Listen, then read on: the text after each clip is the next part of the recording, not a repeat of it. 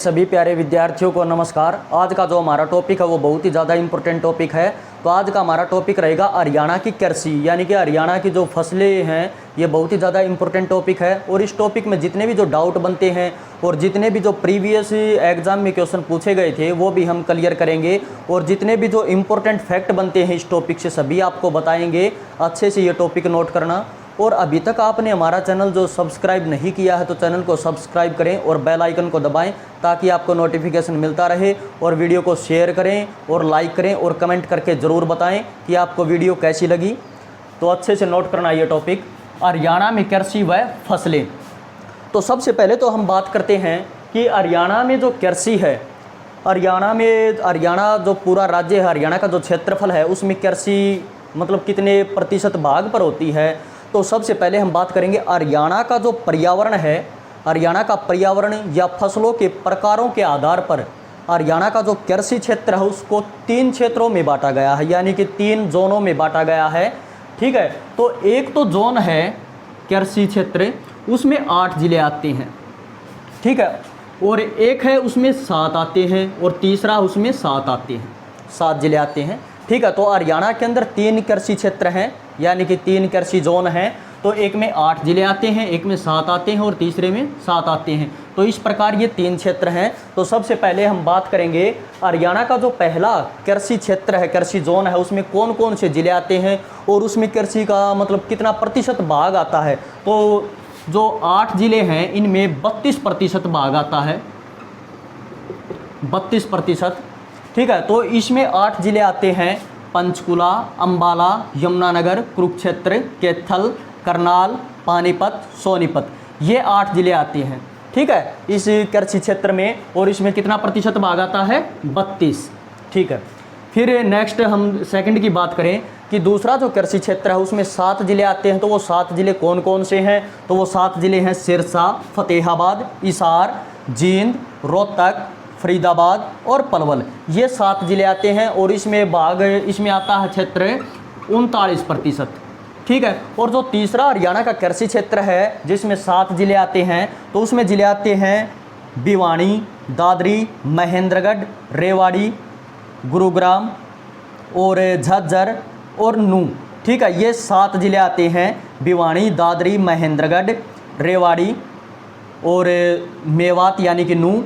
ठीक है, और गुरुग्राम, झज्जर, ये 7 जिले इसके अंदर आते हैं और इसमें भाग आता है 29%। ठीक है, एक जो कृषि क्षेत्र है उसमें 32% भाग आता है, दूसरा जो कृषि क्षेत्र है उसमें 39% आता है और जो तीसरा कृषि क्षेत्र है उसमें 29% आता है। और एक कृषि जो क्षेत्र है उसमें 8 जिले आते हैं हरियाणा के, दूसरा कृषि क्षेत्र उसमें 7 जिले आते हैं, तीसरा कृषि क्षेत्र उसमें 7 जिले आते हैं। अब हम बात करते हैं कि हरियाणा में एग्जाम में क्वेश्चन पूछे कि हरियाणा में मुख्य फसलें कितनी हैं। तो हरियाणा में मुख्य फसलें 2 ही फसलें हैं, एक तो रबी की फसल और एक खरीफ की फसल। ठीक है, आपसे एग्जाम में क्वेश्चन पूछेंगे कि हरियाणा में मुख्य फसलें कितनी हैं। तो हरियाणा में मुख्य फसलें 2 हैं, रबी व खरीफ की फसल। तो सबसे पहले हम बात करते हैं रबी की फसल। तो ध्यान रहे, जो रबी की फसल है इसको आषाढ़ फसल कहते हैं या आषाढ़ी फसल कहते हैं। ठीक है, इसी का नाम है। तो ये जो रबी की फसल है ये अक्टूबर नवंबर में बोई जाती है, अक्टूबर नवंबर के महीने में, और ये काटी जाती है अप्रैल में। तो क्वेश्चन पूछते हैं कि ये कब काटी जाती है, कब बोई जाती है। तो ये अक्टूबर नवंबर में बोई जाती है और अप्रैल में काटी जाती है। अब एग्जाम में क्वेश्चन पूछते हैं कि जो रबी की फसल है उसमें कौन कौन सी फसलें आती हैं। तो रबी की फसल रहेंगी गेहूँ, चना, जौ, सरसों, मटर, ये रबी की फसल है। फिर एग्जाम में क्वेश्चन पूछते हैं कि जो रबी की फसल है हरियाणा में रबी की मुख्य फसल कौन सी है। तो हरियाणा में रबी की मुख्य फसल रहेगी गेहूं।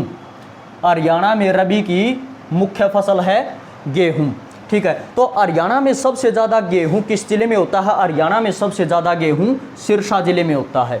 ठीक है, हरियाणा में सबसे ज़्यादा गेहूं सिरसा जिले में होता है। और ध्यान रहे, पूरे भारत में हरियाणा का गेहूं उत्पादन में 3रा स्थान आता है। ये भी एग्जाम में क्वेश्चन पूछते हैं कि गेहूं उत्पादन में हरियाणा का भारत में कौन सा स्थान आता है। तो भारत में 3रा स्थान आता है, क्योंकि इससे पहले गेहूं का उत्पादन उत्तर प्रदेश और पंजाब करते हैं और हरियाणा का स्थान 3रा रहता है गेहूं उत्पादन में। अब पूरे भारत का कितना प्रतिशत हरियाणा गेहूं उत्पादन करता है, तो ये भी आप नोट करना, 12%। हरियाणा 12% गेहूं का उत्पादन करता है पूरे भारत का। और गेहूं उत्पादन में हरियाणा का भारत में तीसरा स्थान है, इससे पहले उत्तर प्रदेश और पंजाब राज्य हैं। ठीक है, और इसीलिए जो हरियाणा है, हरियाणा को गेहूं की कटोरी भी कहा जाता है। हरियाणा को गेहूं की कटोरी भी कहा जाता है। और जो सिरसा जिला है, सिरसा जिले को, इसमें गेहूं का उत्पादन सबसे ज़्यादा होता है हरियाणा में, इसे गेहूं का कटोरा कहा जाता है। तो एग्जाम में क्वेश्चन पूछे कि हरियाणा में गेहूं का कटोरा किसे कहते हैं, तो हरियाणा में गेहूं का कटोरा सिरसा को कहते हैं। और गेहूं की कटोरी किसे कहते हैं, गेहूं की कटोरी हरियाणा को कहते हैं। और हरियाणा में पूरे भारत में 12% गेहूं का उत्पादन करता है। और हरियाणा का गेहूं उत्पादन में भारत में तीसरा स्थान है। और एक पॉइंट आप और अच्छे से नोट करना, एक हरित क्रांति शुरू हुई थी। तो क्वेश्चन पूछते हैं कि हरित क्रांति की शुरुआत कब हुई थी। हरित क्रांति की शुरुआत 1965-66 में हुई थी, यानी कि तृतीय पंचवर्षीय योजना में शुरू हुई थी। लेकिन उसका विस्तार जो हरित क्रांति का हुआ था वो चौथी पंचवर्षीय योजना में हुआ था। तो क्वेश्चन पूछा जाता है कि हरित क्रांति में सबसे ज़्यादा किस फसल की उपज हुई थी, सबसे ज़्यादा। तो हरित क्रांति में सबसे ज़्यादा गेहूं की उपज ज़्यादा हुई थी। ठीक है, हरित क्रांति में सबसे ज़्यादा किस फसल की उपज हुई थी, गेहूं की उपज सबसे ज़्यादा हुई थी। तो ये पॉइंट आप अच्छे से नोट कर लेना। और जो गेहूं है, क्वेश्चन पूछे कि हरियाणा के अंदर कौन सी फसल है जो पूरे हरियाणा क्षेत्र में उगाई जाती है। तो ये जो हरियाणा है, हरियाणा का जो पूरा क्षेत्र है, तो गेहूं फसल एक ऐसी है हरियाणा की जो पूरे हरियाणा क्षेत्र में उगाई जाती है। ठीक है, पूरे हरियाणा का जो क्षेत्र है उसमें गेहूं का उत्पादन किया जाता है। ठीक है, अब हम आगे बात करते हैं कि जो गेहूं का उत्पादन तो पूरे क्षेत्र में किया जाता है। ठीक है, और ये जो हरियाणा है, हरियाणा में जो गेहूं सबसे ज़्यादा सिरसा जिले में होता है। तो दूसरा कौन सा जिला है, तो सबसे ज़्यादा तो हरियाणा में सिरसा जिले में, और दूसरा जिला रहेगा करनाल जिला, जिसमें गेहूं सबसे ज़्यादा होता है। पहला जिला सिरसा, दूसरा जिला करनाल, तीसरा जिला है हिसार।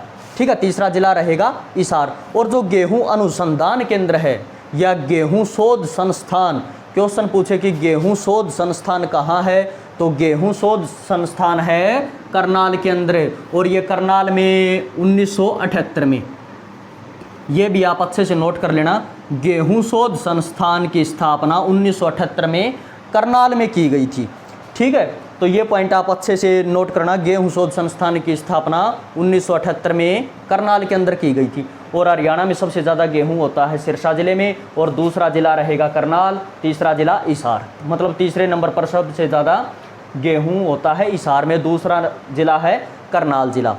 ठीक है, अब हम आगे बात करते हैं कि जो खरीफ की फसल है, खरीफ की फसल को सावनी फसल भी कहते हैं। सावनी यानी कि रेनी सीजन की फसल।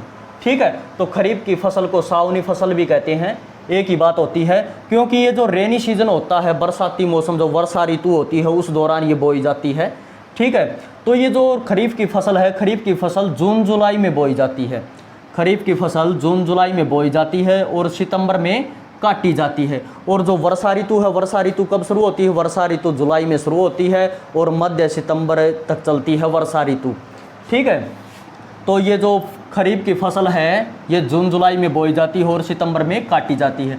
अब जो मुख्य हरियाणा के अंदर खरीफ की मुख्य फसल कौन कौन सी हैं, तो हरियाणा के अंदर खरीफ की मुख्य फसल हैं चावल, कपास, गन्ना, मक्का, तिल, मूंगफली। ठीक है, ये रहेंगी हरियाणा के अंदर खरीफ की फसल, चावल, कपास, गन्ना, मक्का, तिल और मूंगफली। अब बात करते हैं कि हरियाणा के अंदर मुख्य खरीफ की फसल कौन सी है। हरियाणा के अंदर मुख्य खरीफ की फसल रहेगी चावल व कपास। ठीक है, ये दोनों ही मुख्य फसल है हरियाणा के अंदर खरीफ की फसल की। ठीक है, और जैसे रबी की मुख्य फसल है गेहूँ, और खरीफ की मुख्य फसल है हरियाणा के अंदर चावल व कपास। तो ये पॉइंट आप अच्छे से नोट कर लेना।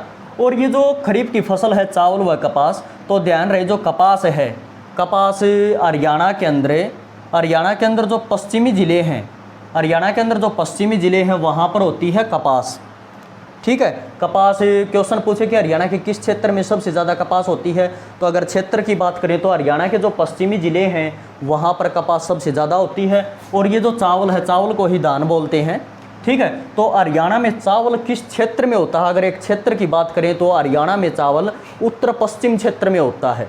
ठीक है, हरियाणा में चावल रहेगा उत्तर पश्चिम क्षेत्र में और कपास रहेगा हरियाणा के पश्चिम जिलों में। तो ये पॉइंट आप अच्छे से नोट कर लेना।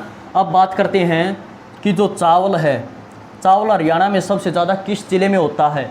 तो चावल हरियाणा में सबसे ज़्यादा करनाल जिले में होता है। क्वेश्चन पूछे कि हरियाणा में सबसे ज़्यादा चावल किस जिले में होता है? तो सबसे ज़्यादा करनाल जिले में होता है। दूसरे नंबर पर ये होता है कैथल जिले में, और तीसरे नंबर पर ये कुरुक्षेत्र जिले में, और चौथे नंबर पर चावल का उत्पादन होता है जींद जिले में। ठीक है, और जो करनाल है, करनाल को धान का कटोरा ही बोलते हैं। क्वेश्चन पूछे कि हरियाणा में धान का कटोरा किस जिले को बोलते हैं? हरियाणा में धान का कटोरा करनाल जिले को बोलते हैं। ठीक है, और अगर एक क्वेश्चन पूछे कि संयुक्त रूप से धान का कटोरा कितने जिलों को बोलते हैं? तो संयुक्त रूप से धान का कटोरा हरियाणा में 4 जिलों को बोलते हैं, और वो 4 जिले रहेंगे करनाल, कैथल, कुरुक्षेत्र, जींद। यही वो 4 जिले हैं जिन्हें संयुक्त रूप से धान का कटोरा बोलते हैं। और अगर एक जिले की बात करें धान का कटोरा तो करनाल को बोलते हैं। ठीक है, अब बात करते हैं कि बासमती चावल, जो बासमती चावल होता है, बासमती चावल का सबसे ज़्यादा उत्पादन कौन सा जिला करता है? तो बासमती चावल का उत्पादन सबसे ज़्यादा करनाल जिला करता है। ठीक है, और एक स्थान है करनाल के अंदर जिसका नाम है त्रावड़ी। ठीक है, यह त्रावड़ी वही स्थान है जिसका पहले नाम था त्राइन। जो त्राइन की जो लड़ाई हुई थी 1191 में, 1192 में त्राइन के जो युद्ध लड़े गए थे, ये वही स्थान है त्रावड़ी। ठीक है, तो ये क्वेश्चन पूछा गया था कि करनाल के अंदर कौन सा स्थान है जिसमें बासमती चावल का उत्पादन सबसे ज़्यादा होता है? तो वो स्थान रहेगा त्रावड़ी। करनाल के अंदर जो त्रावड़ी स्थान, उसमें बासमती चावल का उत्पादन सबसे ज़्यादा होता है। ठीक है, एक बार एग्जाम में क्वेश्चन पूछा गया कि हरियाणा में बासमती चावल का निर्यात सबसे ज़्यादा कौन सा जिला करता है? ये तो बात थी उत्पादन की, मतलब जो सबसे ज़्यादा उगाएगा वही उत्पादन करेगा। लेकिन बात करते हैं कि निर्यात की, हरियाणा के अंदर कौन सा जिला है जो सबसे ज़्यादा बासमती चावल का निर्यात करता है? तो निर्यात करता है कैथल। ये पॉइंट आप अच्छे से नोट कर लेना। हरियाणा के अंदर सबसे ज़्यादा बासमती चावल का निर्यात कैथल जिला करता है। अब ये कैथल जिला निर्यात कैसे करता है? तो वो निर्यात, क्योंकि कैथल के अंदर बहुत सारी मिल हैं।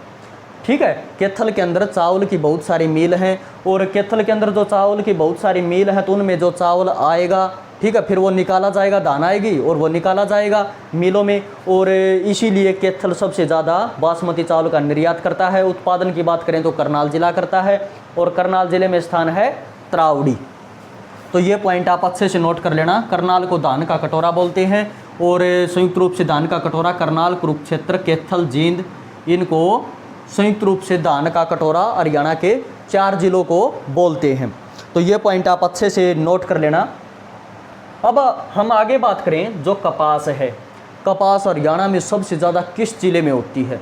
तो कपास हरियाणा में सबसे ज़्यादा सिरसा जिले में होती है। यह भी क्वेश्चन पूछा जाता है कि हरियाणा में कपास सबसे ज़्यादा किस जिले में होती है? तो हरियाणा में सबसे ज़्यादा कपास सिरसा जिले में होती है। अब हरियाणा में जो सिरसा जिला, इसमें कपास सबसे ज़्यादा होती है, और क्वेश्चन बनता है कि हरियाणा का कॉटन अब किसे कहते हैं? तो हरियाणा का कॉटन अब सिरसा जिले को कहते हैं, और सिरसा जिले में कपास सबसे ज़्यादा होती है हरियाणा में। अब एक पॉइंट है कि कॉटन अब तो सिरसा जिले को कहते हैं, लेकिन कॉटन सिटी हरियाणा में किसे कहते हैं? तो जो पलवल जो ज़िला है, पलवल ज़िले को कॉटन सिटी बोलते हैं, और जो सिरसा ज़िला है, सिरसा ज़िले को कॉटन अब बोलते हैं। ठीक है, और सिरसा ज़िले में कपास का उत्पादन सबसे ज़्यादा होता है, और जो कपास है, कपास को सफ़ेद सोना भी कहते हैं। एग्जाम में क्वेश्चन पूछे कि किस फसल को सफ़ेद सोना कहते हैं? तो जो कपास है, कपास को सफ़ेद सोना भी कपास को कहते हैं। ठीक है, सिरसा में सबसे ज़्यादा जो कपास होती है, तो एक पॉइंट और भी है, उसको आप अच्छे से नोट कर लेना कि सिरसा के अंदर कपास का उत्पादन करने के लिए कौन से बीज का प्रयोग किया जाता है कपास उत्पादन के लिए? तो उस बीज का नाम रहेगा बीटी सीड्स। तो ये पॉइंट आप अच्छे से नोट कर लेना, बीटी सीड्स ये बीज का नाम है। तो इसका मतलब होता है बेसिलस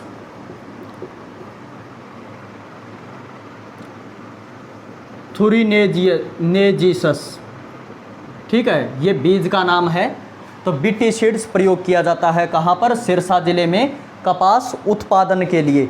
ठीक है। और जो कपास अनुसंधान केंद्र है हरियाणा में, कपास अनुसंधान केंद्र भी रहेगा सिरसा जिले में, कपास अनुसंधान केंद्र, ठीक है। और हरियाणा में जो धान का कटोरा तो मैंने आपको बताया था करनाल जिले को बोलते हैं, और उत्तरी धान का कटोरा, उत्तरी धान का कटोरा बोलते हैं सोनीपत जिले को उत्तरी धान का कटोरा, और लाल धान का कटोरा बोलते हैं सिरसा जिले को, सिरसा जिले को लाल धान का कटोरा, और उत्तरी धान का कटोरा बोलते हैं सोनीपत जिले को, और धान का कटोरा करनाल को बोलते हैं। ये पॉइंट आप अच्छे से नोट कर लेना। अब बात करते हैं कि हरियाणा के अंदर नकदी फसल कौन सी है।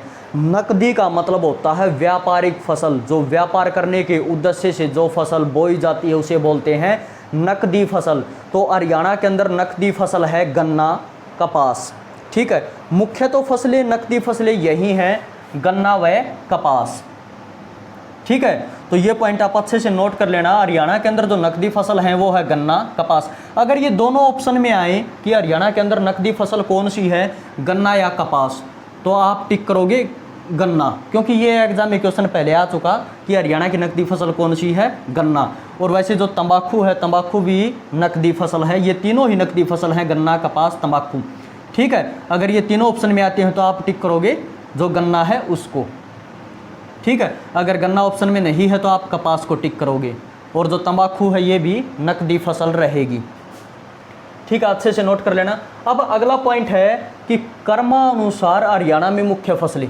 कर्मानुसार मतलब हरियाणा के अंदर जो मुख्य फसलें हैं उनमें सबसे ज़्यादा हरियाणा की मुख्य फसल कौन सी है, ठीक है। तो कर्मानुसार हरियाणा में मुख्य फसलें गेहूँ, क्योंकि गेहूं का उत्पादन पूरे हरियाणा में किया जाता है। अगर एक फसल की बात करें कि सबसे ज़्यादा हरियाणा के अंदर किस फसल का उत्पादन किया जाता है, तो हरियाणा के अंदर सबसे ज़्यादा गेहूं का उत्पादन किया जाता है। तो हरियाणा की मुख्य फसल रहेगी गेहूं, ठीक है। और फिर चावल, फिर कपास, ये हरियाणा की तीनों ही मुख्य फसलें रहेंगी, ठीक है। अब हम आगे बात करते हैं कि जो हरियाणा के अंदर जो जायद फसल, ये तो हरियाणा की मुख्य फसलें पूछे तो रबी व खरीफ की फसल रहेंगी, लेकिन एक होती है जायद फसल, ठीक है। ये जायद फसल होती है मई व जून में। जायद फसल मई और जून ये 2 महीने हैं जिनमें जिनमें मई व जून में जायद फसल होती है, ठीक है। अब ये जो जायद फसल है, ये जायद फसल जो रबी फसल और खरीफ फसल इसके मध्य की फसल है, ठीक है। रबी व खरीफ के मध्य की फसल होती है, क्योंकि जो रबी की फसल है ये अक्टूबर नवंबर में बोई जाती है और अप्रैल में काटी जाती है। अप्रैल के बाद महीना आता है मई, और मई के बाद फिर जून, ठीक है। और जुलाई में वर्षा ऋतु शुरू होती है, ठीक है। और जो जुलाई में वर्षा ऋतु शुरू होती है यानी कि रेनी सीजन शुरू हो जाता है, तो तब ये खरीफ की फसल शुरू होती है। यानी कि मई और जून ये 2 महीने ऐसे हैं जिनमें जायद फसल होती है। अब ये जायद फसल कौन कौन सी होती है? जायद फसल में सब्जियां उगाई जाती हैं और जो हरा चारा होता है चारा उगाया जाता है। तो सब्जियां और जो चारा होता है वो उगाया जाता है जायद फसल में, जैसे कि खीरा, ककड़ी, तरबूज, खरबूज, ठीक है। ये जायद फसल में ही होते हैं। तो जायद फसल में सब्जियां व चारे होते हैं। अब हम बात करते हैं कि मिश्रित कृषि। मिश्रित कृषि, देखो नाम से ही पता चलता है कि मिश्रित कृषि का मतलब क्या होता है। तो मिश्रित कृषि का मतलब होता है फसल व पशुपालन दोनों ही शामिल होते हैं इसके अंदर। मिश्रित कृषि में फसल व पशुपालन दोनों ही शामिल रहेंगे, ठीक है। आगे हम बात करते हैं, कृषि प्राथमिक मानवीय आर्थिक क्रिया है। ये क्वेश्चन एग्जाम में आ चुका कि जो कृषि है, कृषि कैसी क्रिया है? तो कृषि प्राथमिक मानवीय आर्थिक क्रिया रहेगी कृषि, ठीक है। तो इस पॉइंट को आप अच्छे से नोट कर लेना। अगला हमारा पॉइंट रहेगा हरियाणा में जो कृषि है, हरियाणा में कृषि योग्य भूमि कितनी है, मतलब हरियाणा में कितने प्रतिशत भूमि है जिस पर कृषि की जा सकती है। तो हरियाणा में 86%, लगभग 86% भूमि है जो कृषि योग्य है, ठीक है। अगला पॉइंट है हरियाणा का 96% भाग, 96% भाग जोता हुआ माना जाता है। ये क्वेश्चन भी एग्जाम में पूछा जा चुका कि हरियाणा का कितना प्रतिशत भाग जोता हुआ माना जा चुका, तो वो है 96%। और हरियाणा में कृषि योग्य भूमि है 86%, 86, ठीक है। अगला पॉइंट है हरियाणा में जीडीपी में कृषि योगदान, मतलब जो हरियाणा राज्य में GDP, gross domestic product, product, gross domestic product. तो हरियाणा में जीडीपी में कृषि योगदान कितना है, मतलब कृषि का योगदान कितना है जो जीडीपी है हरियाणा की उसमें, तो लगभग 14.1%। ठीक है, अगला पॉइंट है हरियाणा की कितने प्रतिशत जनसंख्या कृषि कार्यों में लगी हुई है, मतलब हरियाणा की जो पॉपुलेशन है, हरियाणा की जो जनसंख्या है, तो वो कितने प्रतिशत कृषि के कार्यों में लगी हुई है या कृषि करती है, तो लगभग 70%। यानी कि आप ये मानो कि 65% से अधिक, ठीक है, 65% से अधिक वो या लगभग 70% जनसंख्या कृषि कार्यों में लगी हुई है। तो ये पॉइंट, इस पॉइंट को आप अच्छे से नोट कर लेना। ठीक है, अगला पॉइंट है कि हरियाणा की जो कृषि है, हरियाणा की जो कृषि भूमि है, कृषि भूमि के 60% भाग, हरियाणा कृषि भूमि के 60% भाग पर एक से अधिक फसलें उगाई जाती हैं। मतलब हरियाणा का जो कृषि का जो क्षेत्रफल है, तो उसका कितना प्रतिशत भाग ऐसा है जिस पर एक से ज़्यादा फसल उगाई जाती है, तो वो भाग रहेगा 60%। तो ये इस पॉइंट को आप अच्छे से नोट कर लेना। हरियाणा की कृषि भूमि के 60% भाग पर एक से अधिक फसलें उगाई जाती हैं। ठीक है, तो हरियाणा में मुख्य फसलें रहेंगी रबी व खरीफ की फसल। अब हम आगे बात करते हैं हरियाणा कौन कौन सी फसल मतलब किस ज़िले में सबसे ज़्यादा होती है, तो सिरसा ज़िले में सबसे ज़्यादा गेहूं होता है और कपास होती है। कपास हरियाणा के पश्चिमी ज़िलों में होती है। ठीक है, बात करते हैं कि मक्का सबसे ज़्यादा पंचकुला ज़िले में होती है हरियाणा में। ठीक है, और दूसरा ज़िला है अम्बाड़ा जिसमें मक्का होती है, लेकिन सबसे ज़्यादा मक्का पंचकुला ज़िले में होती है। चावल सबसे ज़्यादा करनाल ज़िले में होता है, या बासमती चावल करनाल ज़िले में, करनाल के त्रावड़ी ज़िले में। और जो रोहतक ज़िला है, रोहतक ज़िले में सबसे ज़्यादा होती है जवार सबसे ज़्यादा रोहतक ज़िले में, और जई। ठीक है, जई व जवार सबसे ज़्यादा रोहतक ज़िले में होती है। फरीदाबाद ज़िले में सबसे ज़्यादा मेहंदी होती है। हरियाणा में मेहंदी है सबसे ज़्यादा किस ज़िले में होती है, तो मेहंदी सबसे ज़्यादा फरीदाबाद ज़िले में होती है। अब बात करते हैं भिवानी ज़िले में क्या क्या सबसे ज़्यादा होता है, कौन कौन सी फसल, तो चना सबसे ज़्यादा भिवानी ज़िले में होता है। अगर भिवानी ज़िला आपको ऑप्शन में न मिले तो इसके बाद है सिरसा ज़िला जिसमें चना होता है, लेकिन हरियाणा में सबसे ज़्यादा जो चना है वो भिवानी ज़िले में होता है। ये जो पॉइंट है इसको आप अच्छे से नोट करना कि हरियाणा में सरसों सबसे ज़्यादा किस ज़िले में होती है, तो हरियाणा में सबसे ज़्यादा सरसों, जो देसी भाषा में जो सरसों बोले अगर आप, तो हरियाणा में सबसे ज़्यादा सरसों होती है भिवानी ज़िले में नवीनतम आंकड़ों के अनुसार। ठीक है, जो नए आंकड़े हैं उनके अनुसार हरियाणा में सबसे ज़्यादा सरसों भिवानी ज़िले में होती है।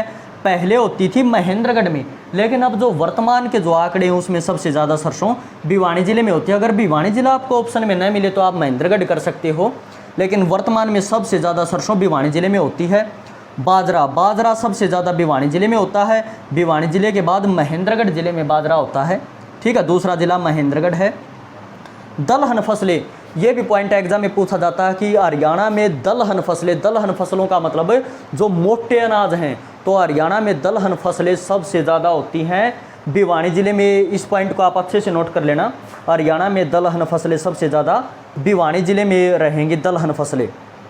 ठीक है, आगे हम बात करते हैं कि जो औषधीय या सुगंधित जो पौधे हैं, औषधीय या सुगंधित पौधों में सबसे ज़्यादा हरियाणा में किस पौधे का उत्पादन किया जाता है, तो औषधीय व सुगंधित पौधों में सबसे ज़्यादा हरियाणा में जो एलोवेरा है, जो एलोवेरा का जो पौधा होता है उसका उत्पादन सबसे ज़्यादा किया जाता है।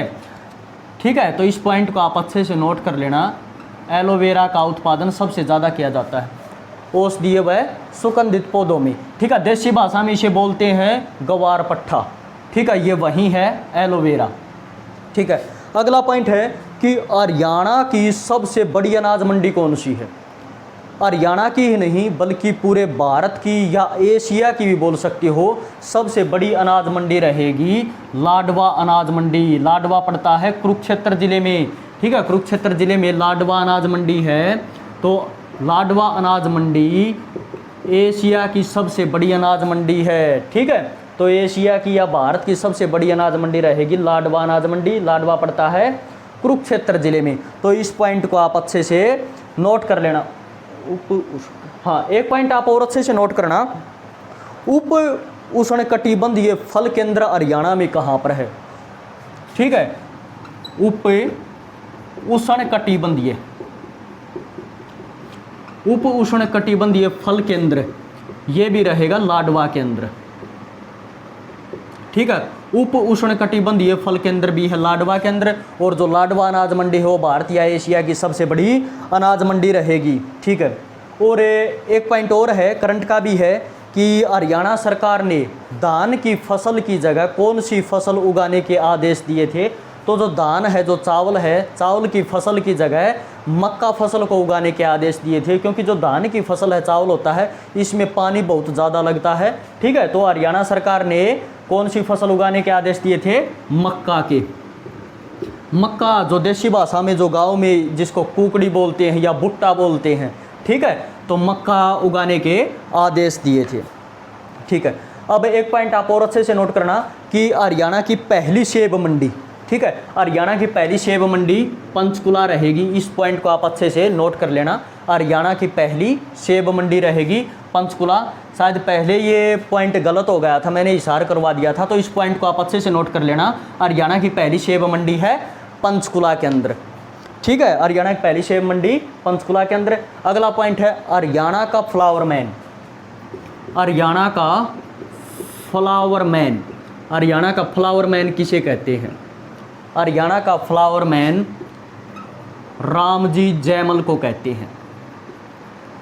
रामजी जैमल, हरियाणा का फ्लावर मैन है रामजी जैमल। और ये रामजी जैमल का संबंध रहेगा सिरसा से।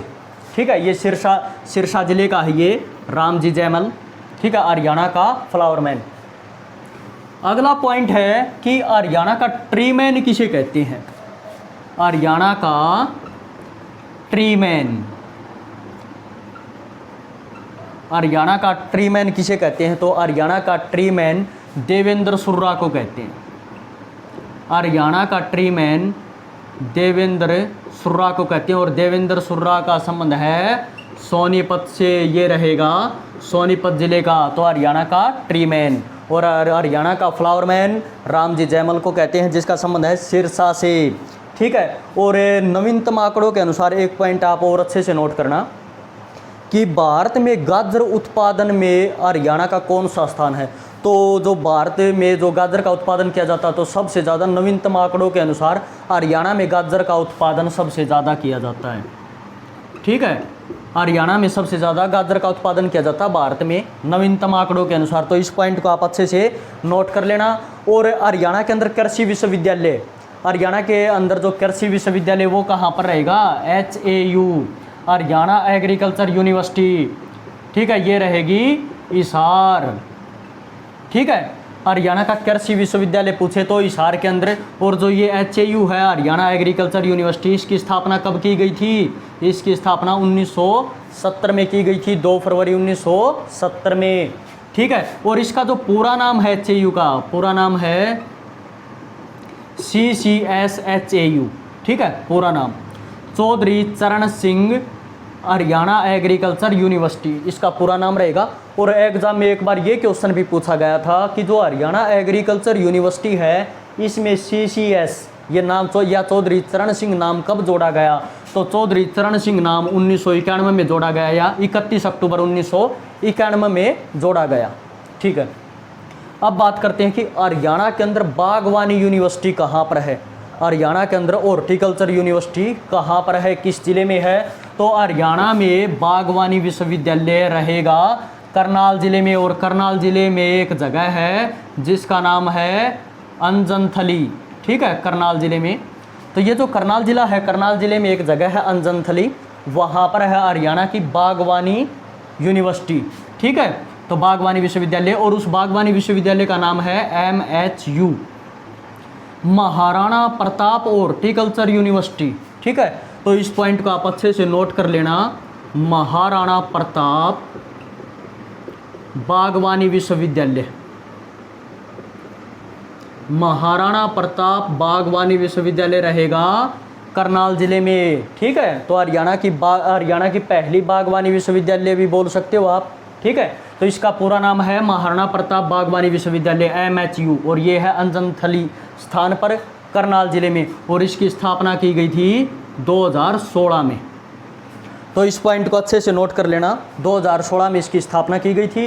तो हरियाणा की बागवानी यूनिवर्सिटी रहेगी करनाल के अंदर। ठीक है, महाराणा प्रताप बागवानी विश्वविद्यालय। और हरियाणा का जो कृषि विश्वविद्यालय वो रहेगा हिसार के अंदर, जो 1970 में बना था, जिसमें चौधरी चरण सिंह नाम जोड़ा गया था 1991 के अंदर। ठीक है, अब हम बात करते हैं कि हरियाणा के अंदर सबसे ज़्यादा फूल किस जिले में होते हैं। हरियाणा में सबसे ज़्यादा फूल होते हैं फरीदाबाद जिले में। क्वेश्चन पूछे कि हरियाणा के अंदर सबसे ज़्यादा फूल किस जिले में उत्पादन किया जाता है सबसे ज़्यादा, तो फरीदाबाद में। और सबसे कम फूल हरियाणा के किस जिले में होते हैं, सबसे कम फूल महेंद्रगढ़ जिले में सबसे कम फूल होते हैं। हरियाणा में सबसे ज़्यादा खट्टे फल किस जिले में होते हैं, तो हरियाणा में सबसे ज़्यादा खट्टे फल सिरसा जिले में होते हैं। हरियाणा में सबसे ज़्यादा फल व सब्जियां उगाई जाती हैं। हरियाणा में सबसे ज़्यादा फल व सब्जियां भी सिरसा जिले में होती हैं। ठीक है, सिरसा जिले में उत्पादन किया जाता है हरियाणा में सबसे ज़्यादा फल व सब्जियों का। और हरियाणा में सबसे कम फल व सब्जियां, हरियाणा में सबसे कम फल व सब्जियां रहेंगी महेंद्रगढ़ जिले में। और हरियाणा में सबसे कम फूल भी रहेंगे महेंद्रगढ़ जिले में। ठीक है, तो इस पॉइंट को आप अच्छे से नोट कर लेना। और सब्जियों में सबसे ज़्यादा कौन सी सब्जी का उत्पादन किया जाता है हरियाणा में, आलू का। और आलू सबसे ज़्यादा किस जिले में होते हैं, कुरुक्षेत्र जिले में हरियाणा में। और मसालों में सबसे ज़्यादा हल्दी का उत्पादन किया जाता है। हल्दी हरियाणा में सबसे ज़्यादा होती है अम्बाड़ा में। ठीक है, और बात करें कि फसलों में सबसे ज़्यादा हरियाणा में कौन सी फसल होती है, तो गेहूँ होती है। और गेहूँ हरियाणा में सबसे ज़्यादा होता है सिरसा जिले में। अब फलों की बात करें, फलों में सबसे ज़्यादा हरियाणा में आम होता है। और आम हरियाणा में सबसे ज़्यादा वर्तमान आंकड़ों के अनुसार यमुनानगर जिले में आम सबसे ज़्यादा होता है। अगर यमुनानगर जिला ऑप्शन में ना हो तो अम्बाड़ा जिला आएगा। ठीक है, तो इस पॉइंट का आप अच्छे से नोट कर लेना। और कुछ आपको इम्पोर्टेंट फैक्ट बताता हूँ, चाहे कोई सेंटर का एग्ज़ाम उसमें भी क्वेश्चन पूछे जाते हैं। ठीक है, कि सबसे पुराना फल कौन सा है, सबसे पुराना फल है खजूर। जो खजूर होता है उसे सबसे पुराना फल कहते हैं। क्वेश्चन पूछे कि सबसे पुराना फल खजूर। ठीक है, और जो मसाले हैं, मसालों की रानी किसे कहते हैं, तो मसालों की रानी इलायची को कहते हैं। जो इलायची है इसे मसालों की रानी कहते हैं। पुराना फल है, पुराना फल खजूर को कहते हैं। हाँ, गरीबों का सेब किसे कहते हैं, तो गरीबों का सेब अमरूद जो होता है उसे गरीबों का सेब कहते हैं। ठीक है, गरीबों का बादाम मूंगफली को कहते हैं। गरीबों का बादाम मूंगफली को कहते हैं। मूंगफली देसी भाषा में जो गामा में बोलिया करा मूंगफली। ठीक है, जो मूंगफली उसे गरीबों का बादाम कहते हैं। गरीबों का सेब अमरूद को कहते हैं। ठीक है, और मसालों की रानी इलायची को कहते हैं। और पुराना फल खजूर होता है। ठीक है, अब जो फसल हैं, जो अनाज हैं, अनाजों की रानी मक्का को कहते हैं। अनाजों की रानी, जो मक्का फसल है इसे अनाजों की रानी कहते हैं।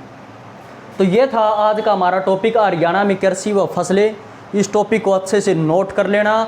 ठीक है, और जितने भी जो क्वेश्चन थे प्रीवियस एग्जाम में पूछे जा चुके, या जितने भी जो इम्पोर्टेंट फैक्ट बनते हैं वो सभी मैंने आपको बता दिए। तो अच्छे से इस टॉपिक को नोट कर लेना। ठीक है, जय हिंद, जय भारत।